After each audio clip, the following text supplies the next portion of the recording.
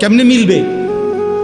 সবাই যদি এমন চরিত্রহীন হয়ে যাও, নারী ছাড়া, ছবি ছাড়া, মোবাইল ছাড়া, উলঙ্গ দৃশ্য দেখা ছাড়া তোমাদের রাত কাটে না, দিন কাটে না, আমার সন্তানরা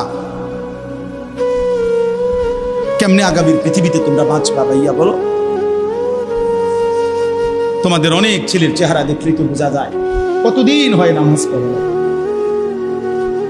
কতদিন হয় মালিকরে একটা সেজদা দেয়। চুল নিয়ে এত ব্যস্ত হয়ে গেলা কেন?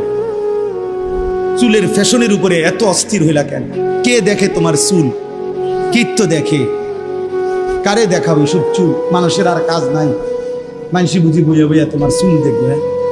তুমি যে সারাদিন চুল নিয়ে ব্যস্ত, শরীর পূজা, দেহের পূজা এভাবে করছো কেন? সারাক্ষণ বুঝি এই শরীর, এই দেহ, এটা নিয়েই ব্যস্ত হয়ে গেল। সারাক্ষণ একটা নারী বুঝি, একটা নারী, একটা ছবি, একটা বেডি, একটা উলঙ্গ দৃশ্য, এর জন্যই পৃথিবীতে আসা। এই রাত দিন বুঝি মোবাইলে দেখবা, ছবি দেখবা, নারী দেখবা, সারাদিন বুঝি নারীর জন্যই পৃথিবীতে আসা তোমার, আর কাম নাই, আর কোনো উদ্দেশ্য নাই দোস্ত আমার। আহ, ঠিক হলো না, ঠিক করলা না ভাইয়া, ভালো করলাম।